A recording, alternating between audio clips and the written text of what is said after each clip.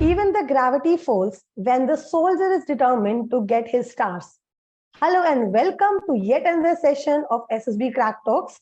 Myself Drishti Goyal, and today we are going to converse with one such candidate who believed in these lines, and with his determination and hard work, he finally got recommended in his eighth attempt from SSB Kapurthala. So let us welcome Mr. Ayush Sharma, who has recently got recommended for TGC 136 entry and know his journey of 7 conferences and finally the recommendation. Yeah, hi Ayush, how are you? Hey Drishti, I'm good. How are you? Yeah, I'm also very good and many congratulations you being recommended for Army. Thank you so much, Drishti. Yeah, can you please tell us something about yourself? Okay, so my name is Ayush Sharma, and recently I got recommended in TGC 136 course, and I'm basically a BE engineer in electronics and telecommunication. This was my 8th attempt, and I got recommended. So currently I'm working as a technical analyst in FlexTrade, and now my childhood dream was to join the forces. So now finally it's coming live. So yes. Okay. Right. Okay. Can you please tell us something about this TGC entry? Because many of the technical graduates are not even aware about the entry. Okay. Yes, Drishti. So basically, TGC entry is for engineers and MSc people who have a technical background, who've done a undergraduate course, and it's for giving permanent commission into the Indian Army. So it's a PC. And talking about tech entries, so there are two type of entries. One is SSC Tech, which gives you 10 plus 4 years of service, and one is TGC entry. And the benefit in tech entries is that we get antedate seniority. So in antedate seniority, in becoming from lieutenant to captain, it requires 2 years. But for us, it's only 1 year. So basically, the training period is also reduced. For the non-tech guys who are taking PC, it's 1.5 years. For us, it's just 11 months. And on top of that, we are getting promoted also like 1 year. So we are getting from difference of around 1.5 years between the non-tech guys and the tech guys. So TGC entry is in that way very crucial entries. There are less number of vacancies. The vacancies are due on the basis of your branch. Like for example, mine was electronics and telecommunication. So there was only 1 seat. And total, there are only 40 seats. Whereas if you compare that with the SSC Tech, for the same entry, I had 26 seats and total I had 170 seats. So the intake is very less for TGC. So that's why the competition is slightly on the tougher side. Okay. Very well said. Okay. Why did you thought of going for TGC entry and didn't go for written entries? Talking about that, so basically I was more focused on developing my programming skills. So handling both of them, I guess, isn't my forte. I wasn't able to handle both of them very well because I was focusing on my placements. So, and I had to give SSB also. So that's why I chose whichever entry is coming in my way, whether it may be a Navy entry technical or a Army technical entry. I'll just go and give my best shot. Okay, as you just said, you have got recommended in your 8th attempt. What happened in your previous 7 attempts and why were you not able to qualify? So, this is the major question. That's the same question that Ayo asked me. So in this one, I would like to say that the first SSB which I gave was in 2018 June. Okay. Like it's almost gonna be 5 years. So in the process of 4 years, every time when I got conferenced out, I got to learn a lot of new things. I met new people. Like for instance, in my first SSB, before that I didn't had any experience. I just went for my NDA SSB in Mysore, AFSB to AFSB. There I met a lot of new people, but there I was a nerd type of guy who didn't had any much of a friend circle and such like that. But then when I met the people there, I realized that, okay, these people are living their life to the fullest also. And then also they are here. And still, I just studied, and then I'm here. So that changed my perspective, that even I should enjoy life and still I can keep both things simultaneously. So from there, I started. And after 12th, I was there with, I wasn't able to get recommended, but I had five, I was a repeater 5 times because I gave NDA thrice. I went to 3 AFSBs, Mysore, Dehradun, and Gandhinagar. I went to 2 Navy technical entries. So yeah, I started learning new things a lot, but wasn't able to exactly catch what the defense wants from me. So that's the biggest reason, I guess, I wasn't able to get through the process. And now, after realizing it over the span of so many attempts, I was able to get through the process. Okay, very good. Okay, what one thing you think that you have improved in yourself, which was not there earlier? There are many things such as physical fitness, maturity, and how to tackle situations. How do you stay calm in the situations? How to use your intelligence? And mostly, I guess, I've become a lot more responsible towards my relations also. To caring towards my parents, taking responsibility of my sister. So yeah, those are the things which were not there when I was a schoolboy. And now, after working in corporate and earning, at that time you realize how the real world works. Okay. Do you think job also worked some part in your recommendation? If yes, then how? Absolutely, I guess job plays a very important role, because if a person is doing job, and besides that, if he's coming for SSB, so he is given some kind of freedom, because even if your GK isn't well, doesn't matter much, because if you are giving 100% towards your job, the basic motto of SSB is whatever thing you are doing, you should be giving your 100% in it. If you are coming in Forge, you have to be 100% by heart, like from your heart, you should be a Forgy. So if you're working, they'll ask you more questions related to your work. So that is more time to elaborate about the strengths you have on the topics you are more, I can say, expert compared to the IO, because it's a technical expertise which I have. I've been in corporate, so I can answer that very well. So I guess that plays an important role. And my case being slightly different, because I got a good package from my college itself. So the IO himself asked that, okay, you are already getting salary equivalent to a major in the Indian Army. So I want to join the forces. So I just said one liner that I just want to serve my nation. Because he already has the pay slip and the offer letter in his hand. So he knows what all things I know. And he didn't ask much about my job, because that's reflected in your other skills. Right. Okay. So आपने बोला था मुझे जब when we were talking कि आपके जो college years थे, those are like foundation for you. वहां पे आपने बहुत ज्यादा development किया खुद में. So what will be your suggestion for those who are still in college कि किस चीजों पे उनको ध्यान देना चाहिए अपने if they want to get into defense in their upcoming years?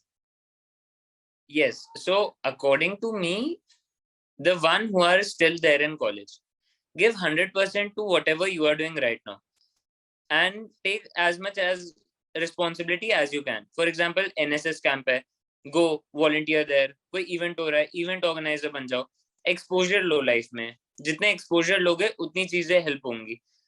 You will come across different people, how to tackle them, how to say no to people, how to manage funds, a lot of things which I learned personally as a college student.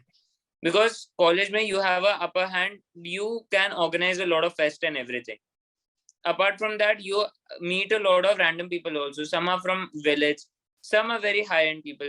So when to talk, how to talk, and how much to talk, that matters a lot. तो आप किससे कितना बात कर रहे हो वो भी डिपेंड करता है. तो college, just focus on your studies, get a good placement, even if you are not very keen. पर अगर तुम engineering की fees भर रहे हो, your parents hard earned money is going there, so why don't you get a good job there? Because defense is ultimately the goal, but जो भी करना है best करना. बेसिकली पार्ट 2 या फिर प्लान 2 रहना चाहिए, right? Absolutely. Okay, so now I will talk about your SSB. ठीक है, अभी तक आपने बोला कि have been to 7 attempts, every time you are conferenced out, you have never got screened out. What was the strategy for the screening? Like, how could you not got screened out? क्या था, आपने क्या किया ऐसा? मेरे लिए personally जो 3 NDA entry थी, मुझे लगता है एनडीए एंट्री में आप बस कुछ भी बोल दो और आपको स्क्रीन कर लेंगे. मतलब एनडीए एंट्री में in my first SSB in Mysore, I still have the pic. 110 people got screened in. Okay. So उसके बाद next NDA entry में 70 people got screened in. I gave my NDA entries in 2018. So उस time पे I don't know the situation right now, but yes, NDA में it was very easy to get screened in.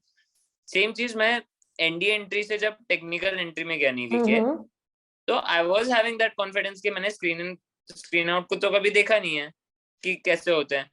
तो जो photo आती थी, I used to tell my story, narrated well, and उसमें I guess the thing matters is, according to my philosophy, story complete हो ना हो, for me it didn't played a very crucial role. Most of the times I wasn't able to complete my story, but in the narration, in the given span of time, I used to narrate it without fumbling, with confidence, and I used to complete it in my narration. So many a times I didn't even participate in GD, but still I got screened in. So I guess narration plays a very important role in your screening. Okay, and what approach you had while writing the story? Like, what key points you kept in mind? Right. So my basic agenda is, agar, for example, I have the most faint memories of my last SSB, in which I got recommended. So usme we had a photo in screening, a person running. So I focus majorly on, as I'm a runner, I'm a marathon runner. Right. So I know what all a runner takes. In my story, I used to add all the action which a normal person can't do, but a marathon runner will do. For example, I used to write Ravi, office worker. I used to relate it to myself. While he was sitting free in his lunchtime, he came across an ad where he saw a marathon is being held in his city.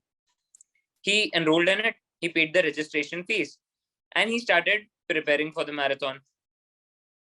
In the process of preparing for the marathon, he prepared himself by doing a lot of trail runs, short runs, fartleks.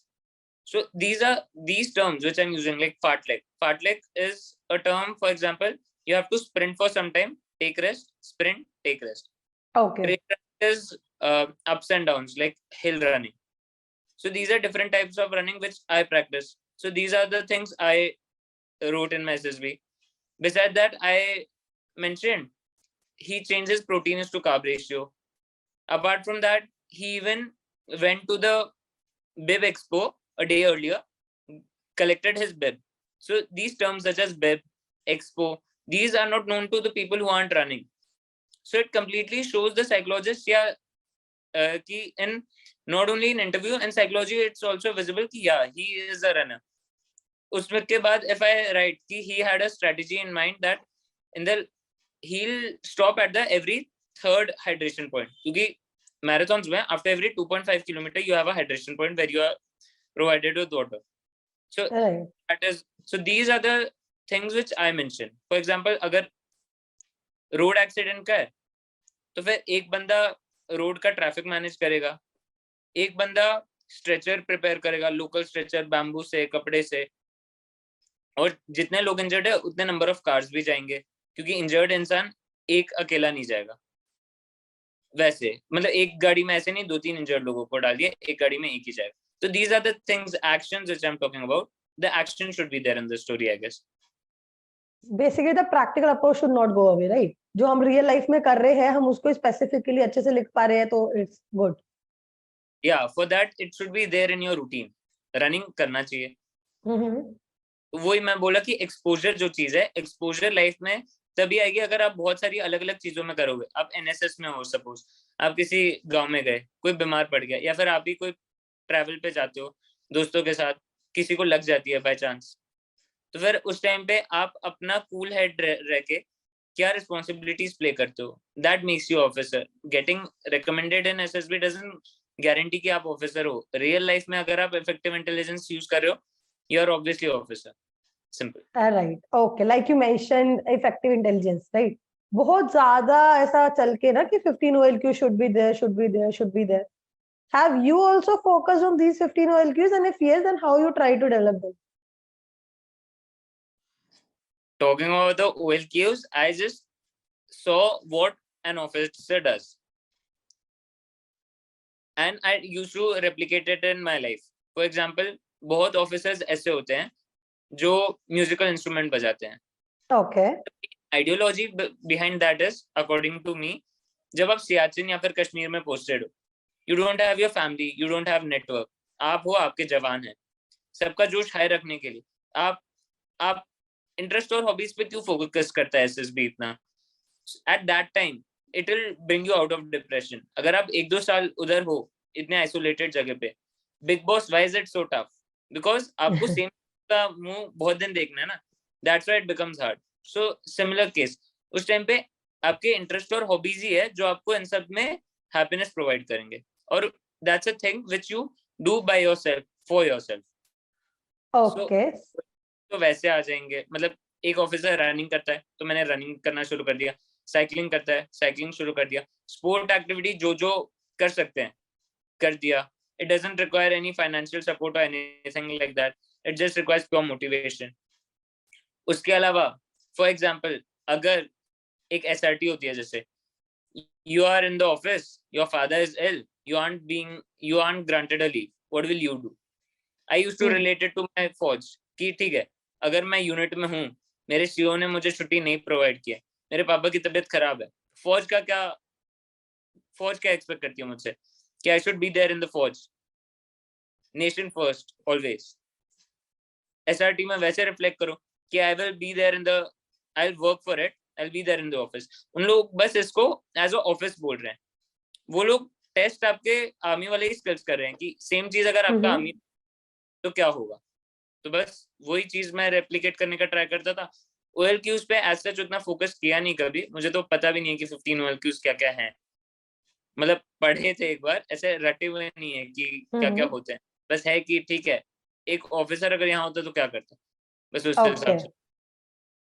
Right, okay. जैसा आपने अभी काफी ज्यादा highlight किया over your hobbies and interest, so what your hobbies and interest are, and what do you think, किस type के question आपसे पूछे गए थे regarding these hobbies and interest? Okay, so hobbies is the thing which I do daily. So in that it's running, cycling, gym workout, reading, and listening to songs. And in interest, I do some things which give me as a some kind of as a break from my as a daily life. For example, bike trips, traveling, then playing musical instruments, singing. So these are some of the things which I mentioned in my PIQ. And I guess it helped me a lot because उस पे cross question बहुत आते हैं. For example, अगर मैं पूछूं कि okay, like he asked me, you've written that you play a lot of sports, because हमारे sports का अलग से section होता है. हाँ. अगर मैं लिखूं कि बैडमिंटन है और he will ask me, अच्छा what is the racket you use, और मैं वो ना बता पाऊं, it clearly resembles कि I'm faking it. So I should know the basics of whichever sport I play. That's why I tell कि फौज वही चाहती है कि आप जो भी कर रहे हो आप 100% से करो, शिद्दत से करो, आपको सब कुछ पता होना चाहिए. अगर आप एक शटल खेल रहे हो, how many feather does a cock have? उसका जो बेस होता है वो किससे बना होता है, वो कौन से बर्ड के फेदर से बना होता है. तो ये सब चीजें आप विकिपीडिया पे भी पढ़ सकते हो. अगर आपको अपने स्पोर्ट में इंटरेस्ट है तो डेफिनेटली आपको ये सब चीजें पता ही चल जाएंगी. अगर आप ये बेसिक चीजें आंसर कर दिए फिर तो इट्स क्लियरली एविडेंट कि एक्चुअली में the hobbies and interest you written and आपके वो डेली रूटीन में भी दिख रहा है कि आई रन 10 किलोमीटर डेली, तो it's evident in my routine also. Cross check तो हो जाएगा, हमेशा हो जाएगा जी। Right, okay. So now talk about the psychology part, ठीक है। साइक में अभी हमें पता है कि टैट वैट एसआईटी एसजीटी 4 टेस्ट होंगे and within one stretch, right, आपको वह बिठा देंगे, खत्म होने के बाद ही you will be allowed to leave. So how was that pressure during that psychological test? How did you manage it? And which out of the 4 was your favorite and why? I guess सभी बढ़िया थे, पर Mm-hmm. मेरे को as such I guess SD is the thing I like most because उसमें I can clearly show what I am, Right. what I am expecting out of myself, what my parents are expecting. So इन सब चीजों के लिए preparation as such my frank opinion will be psychology में prepare it and go. SSB बोलता है be yourself, but be yourself करोगे तो ऐसे बहुत कम गॉड गिफ्टेड बच्चे होते हैं, क्योंकि me being from a civilian background, if I don't know what फौज is expecting from me in my first attempt, how will I be myself? At least I should be myself. मैं इतना भी फैलना नहीं चाहिए ना कि उनको लगे नहीं ये तो रहता है, ये तो फैलते ही जाएगा, तो फौज में नहीं। तो इसलिए you have to show enhance your qualities. For example weight के लिए मैं प्रिपेयर करता था, कोई वर्ड है सपोज टीम करके वर्ड है, मैं उसके कोड्स ढूंढता था ऑनलाइन, मैं उसके कोड्स पढ़ता था, टीम के कोड्स कैसे हैं, और वो छप जाते हैं मन में अगर आप बहुत कोड्स पढ़ोगे। तो फिर आपको जैसे ही दिखेगा कि अच्छा टीम वर्ड है, आपको कोई कोड क्लिक हो जाएगा। आपको कोड नहीं लिखना है, उसका जो मीनिंग था 4 to 5 लाइंस में, 4 to 5 वर्ड्स में लिख दो। That is the best thing, किसी थर्ड पर्सन पे नहीं लिखना। तो ये सब चीजें जो मुझे 7 अटेम्प्ट के बाद समझी। तो उसके अलावा जो साइकोलॉजी जो टैट्स थी, टैट में जैसे मैंने बोला कि मैं एक्शंस पे फोकस करता था। जो भी नेगेटिव सिनेरियो, जैसे अगर आग लगी है तो आग लगने पे आप क्या करोगे, तो व्हाट इज द आप you being in that place actually feel कि अच्छा मैं आग में हूं तो मैं क्या करूंगा, सबसे पहले बुझाने का ट्राई करूंगा, ब्लैंकेट लूंगा, अपने आप को लो रखूंगा, क्योंकि CO2 बहुत ऊपर चला जाता है, ऑक्सीजन नीचे हो जाता है। तो आप if you will stay low to the ground, oxygen ज्यादा मिलेगा। तो प्रैक्टिकली देखना है कि उस टाइम पे क्या पॉसिबल है। फायर एक्सटिंग्विशर देखना है आग किस चीज से लगी है, ऑयल के वजह से लगी है, वाटर के वजह से लगी है। अगर आप किसी फायर सेफ्टी वीक में जाओगे, ये सब वो सिखाते हैं। तो एक्सपोजर बहुत ज्यादा अच्छा रोल प्ले करता है। Me being from air force school, हमें इन सब की चीजें, ये सब ड्रिल्स होते रहते थे। अर्थक्वेक ड्रिल हो गया, फायर फाइटिंग ड्रिल हो गया। बाद में उसके अलावा, sorry to go out of topic, पर उससे मुझे मोटिवेशन मिला क्योंकि हमें इंडिया के पासिंग आउट परेड में लेके गए थे, सूर्य किरण एयर शो में लेके जाते थे। हमारे यहाँ 9 BRD है और 2 विंग है, तो वहाँ पे Sukhoi, it's the home of Sukhois and MiGs, the Pune base. तो वो देख के जो गूज़बम्स आता था, दैट केप्ट मी मोटिवेटेड। तो कभी ऐसा मोटिवेशन की तो जरूरत पड़ी भी नहीं उस हिसाब से। And coming back to psychology, तो इस हिसाब से एक्सपोजर आप जितना ज्यादा लोगे, आपको लाइफ में, अगर एसएसबी में भी हेल्प नहीं किया, लाइफ में तो हमेशा हेल्प करेगा एक्सपोजर। तो दैट्स व्हाई एक्शंस पे फोकस करो कि किस चीज पे मुझे क्या करना चाहिए।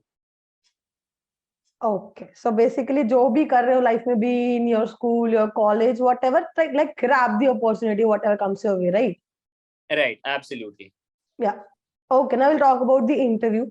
अब आप इतने सारे अटेम्प्ट्स के लिए गए हो, you have been to army board, navy board and the like air force board. So एक तो क्या डिफरेंस लगा आपको तीनों के एसएसबीस में, अगर कुछ लगा तो?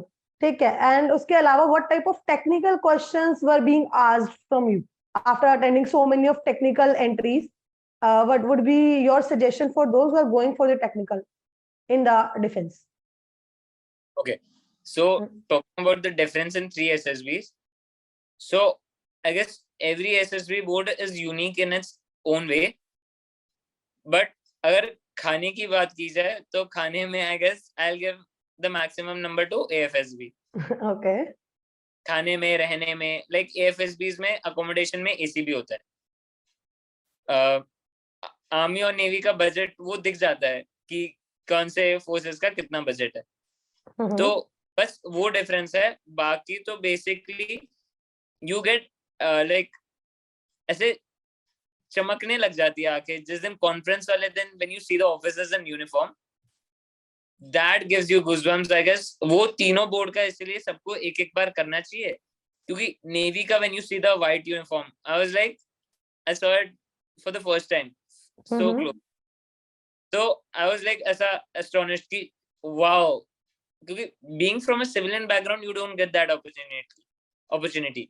सो वो चीज मुझे बहुत अच्छी लगती है एसएसबी की, कि you get to talk to that officer for 1.5 to 2 hours in your interview. So मैं तो सजेस्ट करूंगा, तीनों बोर्ड के अपने अपने फायदे हैं, तीनों जाना चाहिए। एज सच एसएसबी तो जो स्केल है वो तो तीनों पैरामीटर्स सेम ही है।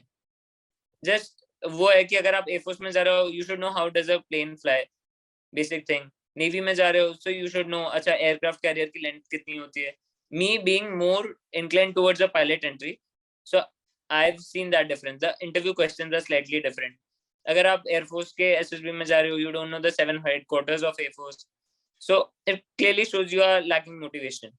अगर मैं गूगल के इंटरव्यू में जा रहा हूँ और मुझे नहीं पता गूगल क्या करती है, तो ऑब्वियसली वो मुझे लेंगे तो है नहीं। तो ये एक चीज है कि एसएसबी तो अटेंड करो, कोई भी एंट्री हो, कुछ भी हो, जाना चाहिए। एक्सपोजर जो मैंने बोला, लाइफ में कोई भी अपॉर्चुनिटी गवाओ मत। उसके अलावा technical points which I would like to emphasise, like when I went for my interview, the first thing he asked me what were you doing in the time which was given to you. एक waiting room होता है उसमें। I told कि I was reading a book on war machines. So he's like, you are an electronics and telecommunication guy. Why are you inclined towards automobile, towards cars and all? मैंने बोला it's my interest है। कहता okay। फिर next question सीधा ही पूछा, me being from ENTC, तो अच्छा tell me what is the distance of moon from earth? और मैं अब CSIT में, तो मेरा तो थोड़ा ऐसा टाइम भी हो गया ENTC का पड़े हुए, but I still made a random कि okay it's 3 lakh kilometers. Okay. And it was right because numericals में हमने approximate लेते हैं 3 lakh kilometers. तो these are the things कि जो आपको बुक में छोटी सी छोटी चीज है, वो टेक्निकल चीजों में बहुत पूछेंगे। He asked me, okay tell me how does a satellite work? अच्छा, जब सैटेलाइट नहीं लॉन्च हुए थे, उससे पहले अगर इंडिया के पीएम को ऑस्ट्रेलिया के पीएम से बात करनी है, तो what was the technology used? World war 1 में आपको इनक्रिप्ट डिक्रिप्ट था कोड्स, तो आप क्या यूज करते थे? सो these are the things which you aren't taught in the college. These are the things you'll get only if you love your branch. जैसे हमारी इंजीनियरिंग में हमें फ्यूचर का पढ़ाया जाता है, फ्यूचर पे ज्यादा एम्फसाइज किया जाता है कि what is the future, 5G 6G, how does that work. Past का उतना बात नहीं होता कि अच्छा ओके वर्ल्ड वॉर 1 के टाइम पे क्या होता था। So these are the things, if you will start reading a lot about your branch, interest होगा तो आप आराम से आंसर कर दोगे। These are the things which I guess are most important for a technical interview. And that technical interview के लिए I will say be thorough with your branch, क्योंकि एट द एंड आपको कॉल लेटर आया इसलिए है क्योंकि आपने अपने ब्रांच का कट ऑफ क्लियर किया है। टीजीसी इसलिए भी बहुत लोगों को नहीं पता है because TGC's cutoff is slightly higher compared to SSC Tech. And for my branch it was around 77%. So mine was way higher than that because I am a COVID batch student. बढ़ते थे ऐसे ही हमारे यहाँ, तो फिर उसका कभी problem हुआ नहीं। तो that was the main thing. And technically में they should get that कि he's technically very strong. अगर ऐसा नहीं है कि सिग्नल्स रेजिमेंट में गया तो सिग्नल रेजिमेंट को ही डुबा देगा क्योंकि इसे कुछ आता नहीं है, तो उधर भी दे आस्क अच्छा what do you know about army related to your branch. So I told them कि signals and EME are the branches I'll be looking forward for because those are related to my branch. तो वहां पे be the person they want you to be. Obviously मुझे para SF में जाना है, पर उधर आई टोल्ड देम कि I want to go in signals because obviously they are taking me for a technical job. अब अगर उन्हें दिख रहा है कि मैं नॉन टेक में जा रहा हूँ तो नॉन टेक की तो अलग से एंट्री होती है। वैसे ही you have to use your presence of mind. वो मुझे पूछ रहे थे कि आप हर बार पायलट की एंट्री जाते हो या एयरफोर्स एंट्री जाते हो, तो why army then? Given a choice, Okay. so I told obviously sir Indian Army, but even I know at the bottom of my heart कि I'll be choosing Air Force. It's because अगर आपको Google और Amazon में, अगर Google के interview में पूछेंगे Amazon जाने या गूगल, आप तो उसी कंपनी का नाम लोगे। तो वो ही मैं बोलता हूँ, related to your normal life, SSB is just a test given in normal life. आप अपना प्रेजेंस ऑफ माइंड यूज करोगे कि अगर आप दूसरे सिचुएशन में कैसे करे होते तो you can easily clear it. तो बस वही चीज है। और टेक्निकली बहुत स्ट्रांग रहो अपने ब्रांच में, क्योंकि अगर आप टेक्निकली स्ट्रांग नहीं हो तो it's no point of taking you एक टेक्निकल एंट्री। फिर तो आप सीडीएस एफकैट रिटर्न दो, क्लियर करो, आओ नॉन टेक में जाओ, बात वो हो जाती है। ओके, बेसिकली जिस चीज के लिए एलिजिबल हो वो एलिजिबिलिटी होनी भी चाहिए आपके अंदर, राइट? कट ऑफ क्लियर इसका मतलब ये नहीं है कि हाँ अब आपको टेक्निकल क्वेश्चन पूछेंगे नहीं, अब तो आपको उस पे ही ज्यादा पूछेंगे। Exactly. Okay, now talk about your GT. ठीक है, अभी we know that there are 9 task, है ना, series of 9 task and it is done in the span of 2 days. So which one is your favorite task in the GT? And there are again some indoor tasks and some outdoor tasks. So आपने outdoor task के लिए specially कैसा preparation करी? Because you have prepared yourself. तो ground तो generally available नहीं रहता, वो बल्ला फट्टी तो किसी को, वो बल्ली फट्टा तो किसी को नहीं पता कि कैसा यूज करना। So how do you prepared for that? Okay, so talking about my GTO preparation, मेरी पहली बार इस बार लेडी जीटीओ थी।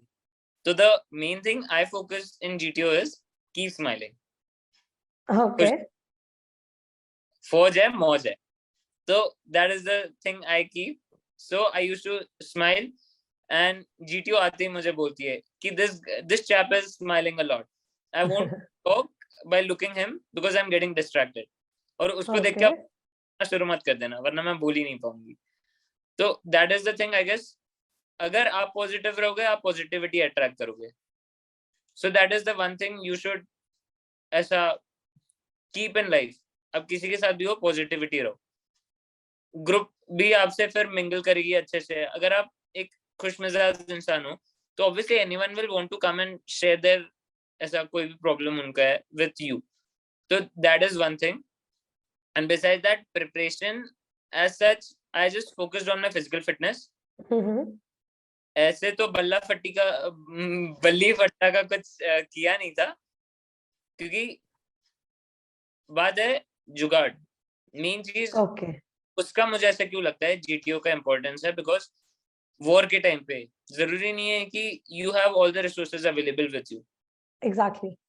इंडियन आर्मी या डिफेंस बजट होता है, बहुत सारी चीजें होती है, उस टाइम पे your presence of mind comes. GTO is replication of that at a very smaller scale. अगर आप उस टाइम पे क्लिक हो गया आपको आइडिया, तो इसके लिए ऐसा कुछ प्रिपेयर तो करना नहीं है। कोई मेरे ग्रुप में चिल्ला रहा है फलक्रम, कोई चिल्ला रहा है कैंटिलीवर, तो पता चल जाता है कि कोचिंग करके आया। ये सब नहीं करना उधर। तो बस जाओ, लगाओ दिमाग, प्रेजेंस ऑफ माइंड इतना सबके पास होता है, कॉमन सेंस है, हो जाता है। एज सच प्रिपरेशन तो चाहिए नहीं, प्रिपरेशन आपको चाहिए जीडी के लिए। जीडी में आपके टॉपिक जो आते हैं, for me the topics Indo पाक की दोनों 1947 में आजाद हुई, तो भी इंडिया इतने आगे है, पाकिस्तान इतने पीछे है। And the others was India's relation with it's like international relations. So इसके लिए तो you should be well versed with India's position politically and internationally.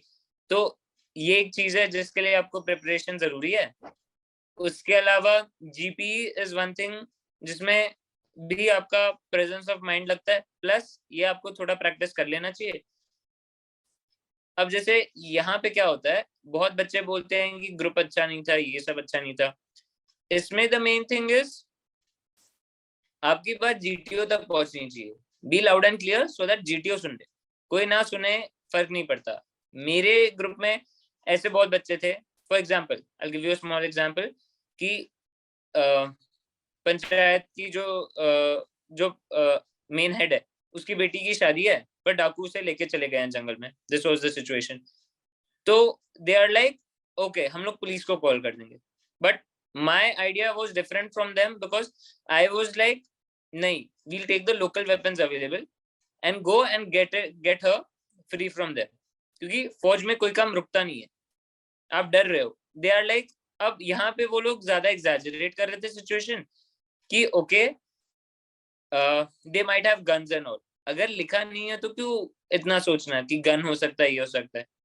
यहाँ पे फिर वो करेज फैक्टर दिख जाता है कि अब में करेज की कमी है. तो मेरा सिंपल एजेंडा था. एट द एंड ग्रुप ने तो माना नहीं, जीटीओ ने सुन लिया जो मुझे बोलना था, मैं रिकमेंड हो गया, वो नहीं हुए. तो दैट्स द बेसिक थिंग. जो भी बोल रहे हो बी लाउड एंड क्लियर. आपकी जीडी की इन टाइम और आउट टाइम बहुत मैटर करती है. ज्यादा ओवर मत करो, अंडर परफॉर्म मत करो. जितना पॉइंट्स आ रहा है बोलते जाओ, रिपीट मत करो. तो for these things you require hell lot of preparation, because you should be well versed with all the present scenario of India on the global level. But मेरा favorite part I guess CT होता है, command task. क्योंकि command task में you get to interact with the GTO 1-to-1. तो GTO ने भी मुझे पूछा, अच्छा what is the one thing that you've learned from these many SSBs? So the one thing that I learned, I told her directly that before any situation, if you're fearing from that, don't think too much about it. Just go and do it. What max bad can happen? Because मेरे पहले SSB में tiger jump था, जो 10 marks का होता है, tiger leap. मैंने नीचे देखा, मैंने देखा इतनी हाइट है जमीन से, और मुझे रस्सी कूदना है अपने आगे, अगर गिरा ये सब वो सब बहुत सोचा, मैं वापस आ गया. अब मैं SSB जाता था, मैं सोचता था क्या ही होगा, लगेगी ना, ठीक है, कूद जाता था, ज्यादा सोचता नहीं था. Because at the time when you are fearing from a situation, आप जितना सोचोगे आपको और उतना डर लगता रहे. So at that time she told me कि yeah this is a very good thing that you mention, और ये तुम्हें अकेडमी में बहुत हेल्प करेगी. तो उस टाइम पे मुझे ऐसा लगा अकेडमी बहुत हेल्प करेगी, मतलब she is gonna recommend me. तो उस टाइम पे आपको समझ जाता है. That's why CT is a very important role, because at the end GTO भी ह्यूमन है, दे हैव द इमोशंस. मेरे को आयो में हम लोग को कमांडो वॉक पे चढ़ के बोलना था आई लव यू और किसी का नाम. तो मैंने अपनी मम्मी का नाम लिया था, और जब रिकमेंड हुआ उसके बाद जीटीओ मैम आई, मैम पूछती है नीता शर्मा कौन है, आपकी मम्मी? मैंने बोला ऐसा. She might be very proud of you and कर लो बात उन सब. तो at the end you realise कि ये छोटी छोटी चीजें जो कोई आपको बताएगा नहीं, but at the end even they are humans, उनको ये कनेक्ट होता है कि जो इंसान मेजरली वो लोग वहां पे फिल्म एक्ट्रेसेस और अपनी गर्लफ्रेंड्स का नाम ले रहे थे, मम्मी पापा का बहुत कम ही ले रहे थे. सो that is one thing which I thought personally कि यस, अगर तुम्हारी रिस्पॉन्सिबिलिटी अभी जो है तुम्हें वो करनी चाहिए.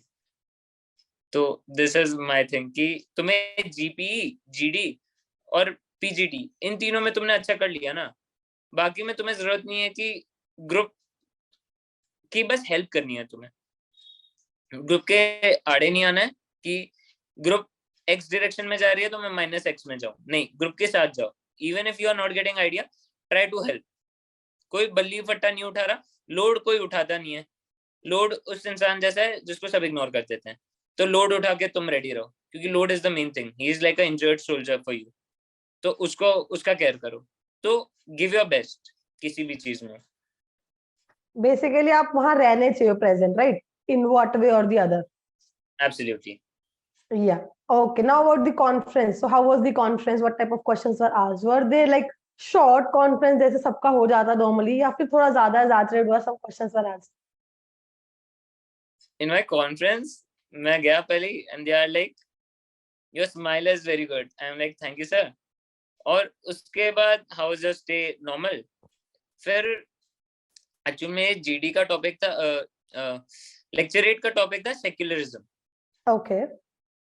तो उसके अराउंड पूछा कि अच्छा you are from Maharashtra, because you reside in Pune. So what is the difference? Like, what did you do in these 3-4 days?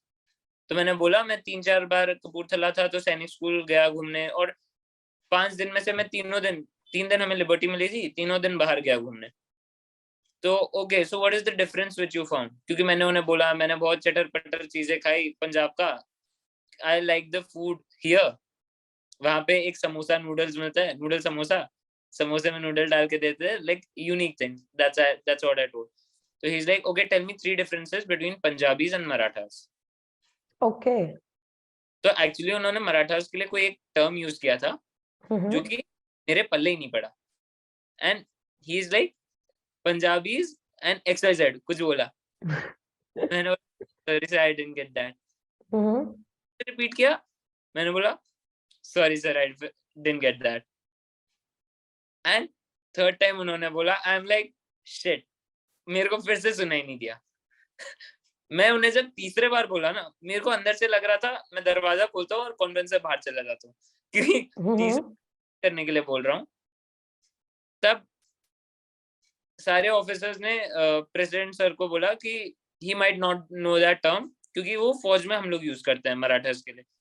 तो ही is like okay okay, don't you know that term? मैंने बोला no sir.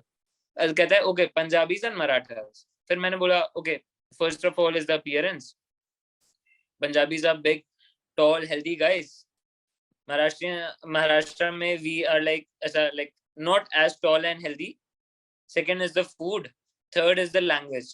I love Punjabi, like the language. So because it's very like ऐसा friendly kind of की कर रहा सी ऐसा वैसा, मतलब ऐसा influence right. So these are the 3 things I liked. So he's like okay very. And फिर मैं कॉन्फ्रेंस से बाहर आ गया. How much will you rate yourself भी पूछा. मैंने बोला obviously sir 10 on 10. Why so? So I've given my best. Who do you think will get recommended? मैंने बोला I'll get recommended. कहते नहीं apart from you. मैंने बोला तो फिर मैंने ग्रुप में मेरे को एक लड़का लग रहा था, मैंने उसका नाम बोल दिया. He is like okay thank you. फिर बाहर जाके मेरे को तो लग रहा था यार 3 बार मैंने उन्हें क्वेश्चन रिपीट करने के लिए बोल दिया है, तो उन्हें तो लगेगा मैं अच्छा लिसनर नहीं हूँ या फिर मेरे कान खराब है. तो I didn't keep any hope. मैं तो एक दिन पहले मम्मी को बोला हुआ था कि मम्मी पुणे का टिकट करा रहा हूँ, परसों से ऑफिस जाना है मुझे. तो मेरा मैं मेन थिंग यही था मेरा लाइफ में. एक ही चीज है कि every SSB has taught me new thing which I mentioned earlier. तो 8वें SSB में भी नहीं होता, 27 की एज तक मैं SSB गया होता, मैंने सारे SSB दिए होते, क्योंकि every SSB has taught me something. The thing as I told you, कभी अपॉर्चुनिटी छोड़ो मत, जो भी कुछ ना कुछ सिखाएगी. तो that's why I used to go. इसलिए मैंने कुछ रखा ही नहीं, ज्यादा से ज्यादा क्या कॉन्फ्रेंस आउट ही करेंगे. I didn't keep any expectations की रिकमेंड ही होना है. टिकट विकेट सब रेडी था. आए सर बोलने result okay, so the chest numbers आ. एक 22 बोला, उसको SRT पूछा था कॉन्फ्रेंस पे, तो वो बॉर्डरलाइन केस था. एक मेरे ही ग्रुप का हुआ, मैं चेस्ट नंबर 8 था, वो चेस्ट नंबर 9. चेस्ट नंबर 9 बोल दिया. मुझे लगा चेस्ट नंबर 9 ने ऐसा क्या कर दिया, क्योंकि मेरे ही ग्रुप में था. मुझे लगा ग्रुप में होना है तो मेरा ही होना है, वरना किसी का नहीं. And then he close the file. Okay.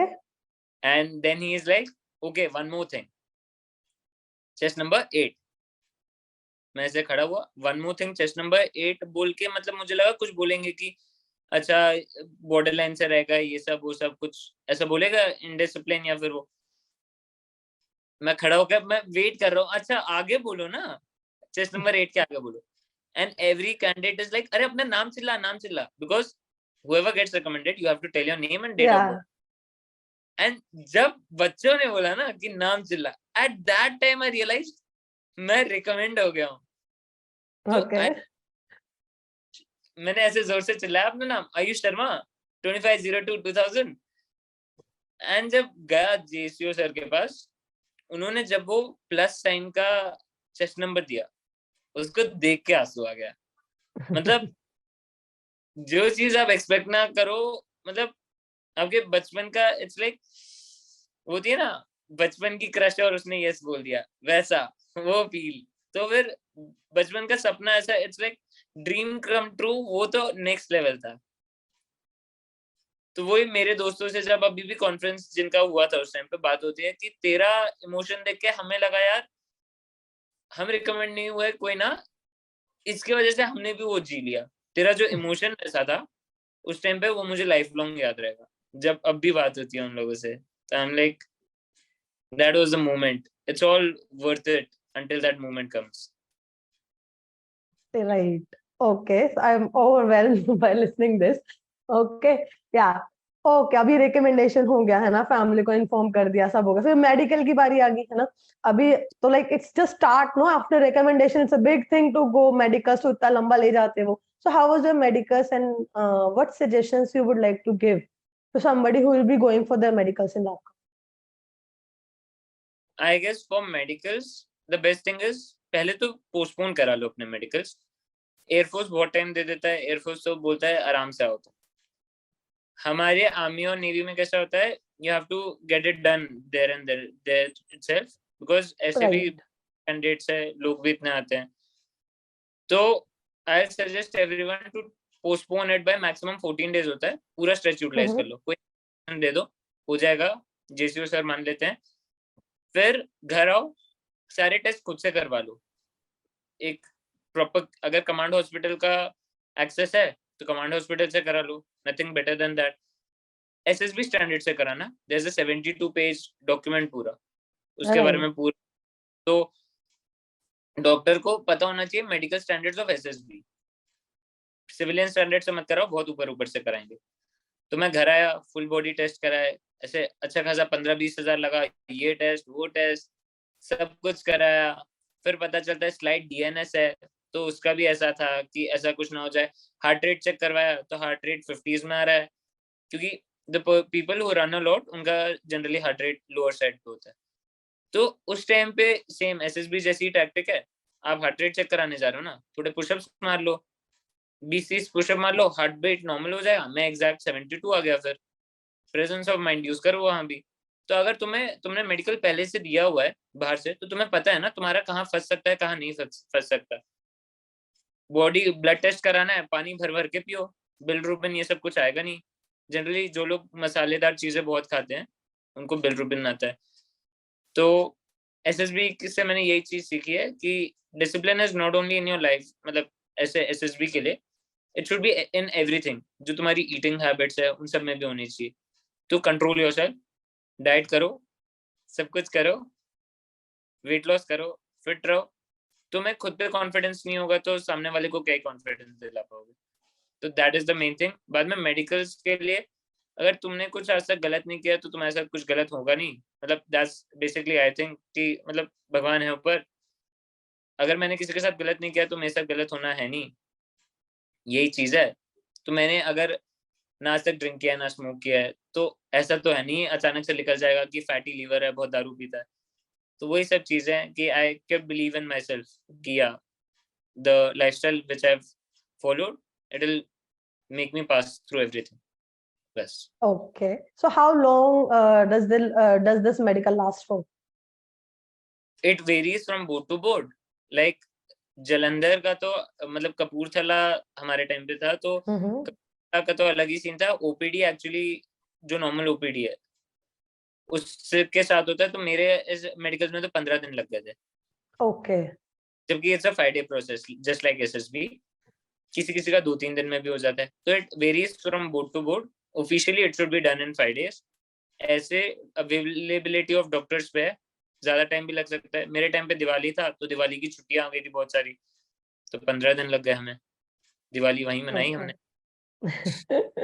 Okay. So like medicals is also a good time, no, to spend with your guys and group sometimes, right?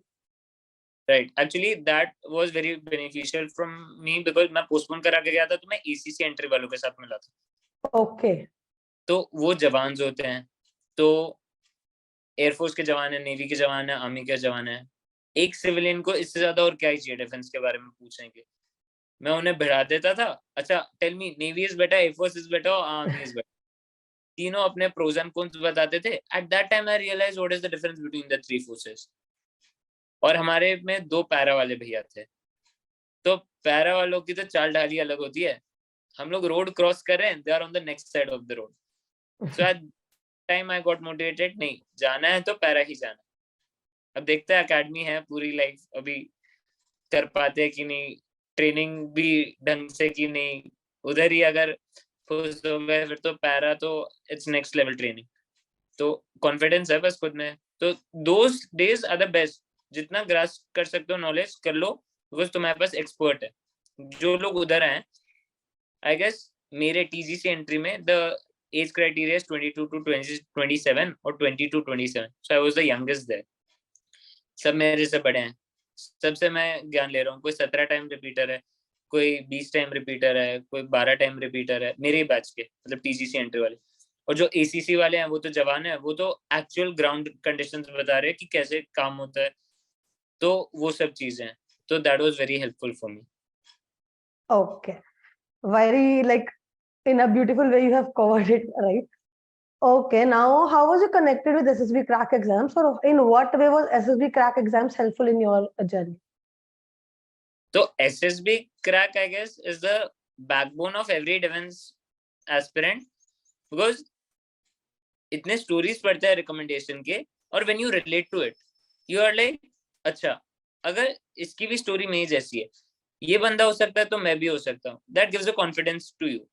और मोटिवेशन बीच बीच में आते रहता है, नोटिफिकेशंस के बारे में पता चलता है. एसएसबी क्रैक के इतने प्यारे प्यारे बुक्स है, लेट्स क्रैक, बाद में एसएसबी के लिए, सीडीएस के लिए, इन डिफरेंट थिंग्स. सो वो सब यूटिलाइज करके तो definitely if you have done that, फिर तो तुम हाफ प्रिपेयर्ड वहीं पे हो गए हो. तो it will keep you on the right track if you follow these right things. SSB crack जैसे page towards your dreams. Okay, and the last question for the day, what would be your final suggestions for all those who are going, being a fresher, conference round, repeater, whatever, like क्या आप suggestion देना चाहोगे जो भी अभी upcoming SSB के लिए जाने वाले हैं? I will suggest to everyone, first of all the best to everyone who's going in future. And next thing I will be, don't consider this army, Airforce, Navy as a job. Target रखो कि ठीक है, हुआ हुआ, नहीं होके भी तुम ऐसी ऐसी चीजें सीखोगे जो तुम कभी नहीं सीख पाओगे किसी से भी.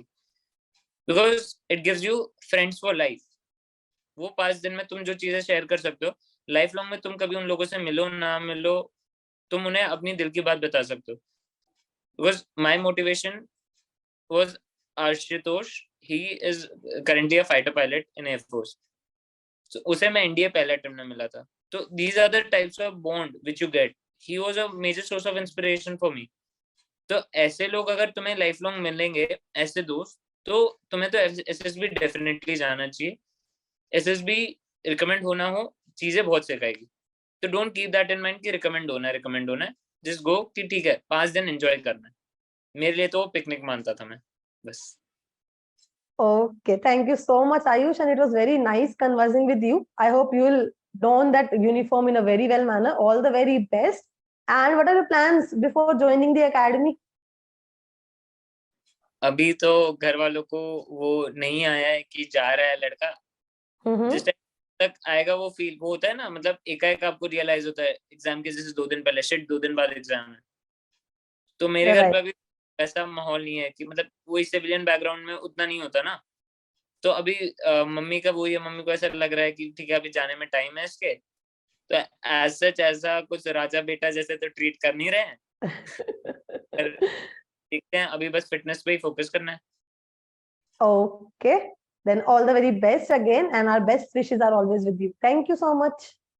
Thank you so much, Rishi. It was nice talking to you. Yeah, same here, same here. I hope the session was very much fruitful and all of you got to know a lot many details about different SSB boards from the experience of Ayush. And if you still have any doubts, you can put it in the comment box. Rest all the very best for your upcoming attempts, and please share this video with all those your friends who are going to prepare for SSB, and wish them luck from my side as well. Bye bye, take care and जय हिंद. अगर आप एक defence aspirant हैं और SSB interview NDA, CDS, FCAT जैसे exams के लिए prepare कर रहे हैं तो आप SSB क्रैक एग्जाम्स के कोर्स को चेक करना ना भूलें। आप हमारी लर्निंग एप्लीकेशन को गूगल प्ले स्टोर से भी डाउनलोड कर सकते हैं।